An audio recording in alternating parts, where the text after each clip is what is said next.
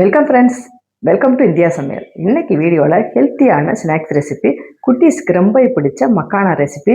இப்போ ஸ்நாக்ஸாக நீங்கள் கொடுத்து விடணும்னு நினச்சிங்கன்னா இந்த மாதிரி நீங்கள் செஞ்சு கொடுக்கலாம். ஸ்பைஸியாக சாப்பிட்ற குழந்தைகளுக்கு ஸ்பைசியான மக்கானா, ஸ்வீட்டாக சாப்பிடணும்னு நினைக்கிற குழந்தைகளுக்கு ஸ்வீட்டான மக்கானா ரெசிபி ரெண்டுமே நான் செஞ்சு காமிக்க போகிறேன். நம்ம சேனலில் போடுற வீடியோ உங்களுக்கு பிடிச்சிருந்துச்சுன்னா சப்ஸ்கிரைப் பண்ணி வச்சுக்கோங்க ஃப்ரெண்ட்ஸ். வாங்க இப்படி பண்ணலாம் சொல்லி பார்க்கலாம்.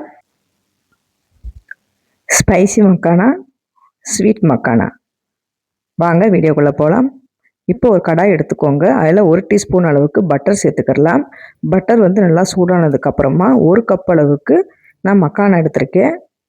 மக்கானாவை நல்லா ட்ரை ரோஸ்ட்டாக வறுத்துக்கிறணும். கொஞ்சம் டைம் எடுக்கும். ஸ்டவ்வை மீடியம் ஃப்ளேமில் வச்சுக்கோங்க. கைவிடாமல் இந்த மாதிரி கலந்துக்கிட்டே இருக்கணும். அப்போ தான் நம்மளுக்கு நல்லா கிறிஸ்பியாக வரும். இப்போ நான் ரொம்ப நேரம் வறுத்தாச்சு. இப்போ நான் எடுத்து பார்க்க போகிறேன். இப்போ கையில் இந்த மாதிரி அமுக்கி பார்த்தோம்னா எல்லாம் உடையவே இல்லை. இன்னும் கொஞ்சம் நேரம் வறுபடணும். இன்னும் கொஞ்சம் நேரம் வறுக்கலாம். இன்னும் 1 டீஸ்பூன் அளவுக்கு பட்டர் சேர்த்துக்கோங்க. சேர்த்துட்டு கொஞ்சம் நேரம் நல்லா வறுத்துக்கோங்க. இப்போ மறுபடியும் நான் நல்லா வறுத்தாச்சு. இப்போ எடுத்து பார்க்கலாம். இந்த மாதிரி உடச்சி பார்த்தீங்கன்னா இந்த மாதிரி உதிரியாக இருக்கணும். இது கரெக்டான பக்குவம். இதுக்கப்புறமா தான் நம்ம மசாலா பொருட்களை நம்ம சேர்த்துக்க போகிறோம். தேவையான அளவு உப்பு சேர்த்துக்கலாம். 1/4 டீஸ்பூன் அளவுக்கு மட்டும் சேர்த்துக்கோங்க. 1/4 டீஸ்பூன் அளவுக்கு மஞ்சத்தூள், 1/2 டீஸ்பூன் அளவுக்கு மிளகாத்தூள், 1/2 டீஸ்பூன் அளவுக்கு சாட் மசாலா சேர்த்துக்கோங்க. சேர்த்துட்டு நல்லா கலந்து விட்டுக்கோங்க. இன்னும் வேணும்னா கூட 1 டீஸ்பூன் அளவுக்கு பட்டர் சேர்த்துக்கோங்க. அப்போ தான் மசாலா பூராவும் அந்த மக்கானாவில் நல்லா கோட்டிங் ஆகி வரும். இப்போ நல்லா வறுபட்டுருச்சு. நம்ம வேறொரு பவுலில் மாற்றிக்கிடலாம். நல்லா ஸ்பைஸியாக இருக்கும். பசங்க காரசாரமாக சாப்பிட்ற குழந்தைகளுக்கு இந்த மாதிரி நீங்கள் கொடுங்க. சேலடாக கூட நம்ம செஞ்சு கொடுக்கலாம். அதுக்கு 1/2 வெங்காயம் பொடியாக கட் பண்ணி இந்த மாதிரி சேர்த்துட்டு மேலாப்ப தூவி விட்டுருங்க. 1/2 தக்காளியை பொடியாக கட் பண்ணிவிட்டு அதையும் சேர்த்துடலாம். இப்போ சேர்த்துட்டு நல்லா கலந்து விட்டுக்கோங்க. நீங்கள் ஸ்கூலுக்கு கொடுத்து விடணும்னு நினச்சிங்க இந்த வெங்காயம் தக்காளி சேர்க்காமல் அப்படியே நீங்கள் ஸ்பைஸியாக கொடுத்து விடுங்க. ஈவினிங் சாப்பிடணும்னு நினைக்கிற குழந்தைகளுக்கு இந்த மாதிரி வெங்காயம் தக்காளியை சேர்த்துட்டு நீங்கள் கொடுத்தீங்கன்னா ரொம்ப விருப்பமாக சாப்பிடுவாங்க. ட்ரை பண்ணி பாருங்கள் ஃப்ரெண்ட்ஸ். இப்போ ஒரு கடாயில் நான் 1 கப் அளவுக்கு ஸ்வீட் மக்கானா செய்கிறதுக்காண்டி நான் மக்கானா சேர்த்துருக்கேன்.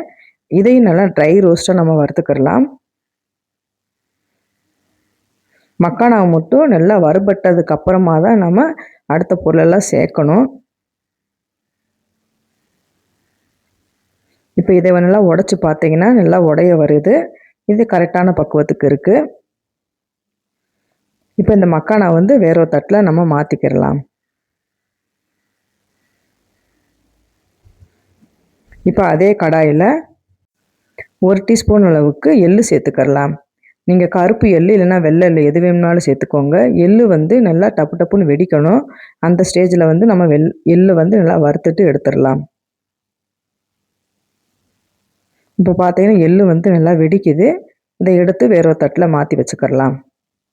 இப்போ அதே கடாயில் 1/4 கப் அளவுக்கு நாட்டு சர்க்கரை எடுத்துக்கோங்க. கொஞ்சமாக தண்ணி சேர்த்துடலாம்.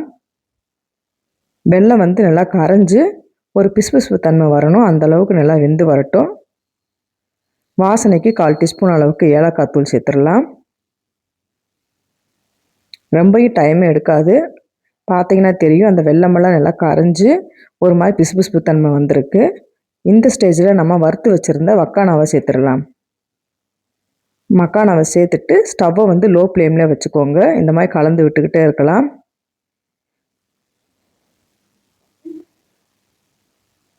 இப்போ பார்த்தீங்கன்னா வறுத்து வச்சுருந்த எள்ளையும் சேர்த்துக்கோங்க. எள்ளு சேர்த்துட்டு நல்லா மிக்ஸ் பண்ணிக்கிடலாம். அந்த வெல்லம் நல்லா அந்த மக்கானாவோட சேர்த்து வரணும். இப்போ கரெக்டான பக்குவத்துக்கு வந்துருச்சு.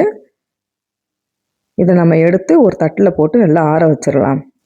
ஒரு 4-5 மணி நேரம் நல்லா ஆறுனதுக்கு அப்புறமா தான் நீங்கள் எடுத்து பார்த்தீங்கன்னா பிசுபிசுப்பு தன்மை இல்லாமல் நல்லா உதிரியாக இருக்கும். ஒரு டப்பாவில் நீங்கள் போட்டு வச்சுக்கிட்டிங்கன்னா ஒரு 2-3 நாள் ஆச்சு பசங்க விருப்பப்பட்டு சாப்பிடுவாங்க. இந்த மாதிரி நான் வேற ஒரு தட்டில் மாற்றியாச்சு. நல்லா ஆறட்டும். இந்த பார்த்தீங்கன்னா தெரியும், இன்னும் கொஞ்சம் ஆறணும். ஆறுனதுக்கப்புறம் இந்த மாதிரி டப்பாவில் போட்டு பாருங்கள். நீங்கள் மக்கானாவை வந்து நல்லா வறுத்ததுக்கு அப்புறமா தான் வெல்லத்தில் சேர்க்கணும். அப்போ தான் அந்த வெல்லத்தில் நல்லா வெந்து வர்றப்ப நம்மளுக்கு வந்து ஸ்வீட்டாகவும் நல்லா கிறிஸ்பியாகவும் இருக்கும். இந்த மாதிரி பக்குவத்துக்கு இருக்கும்.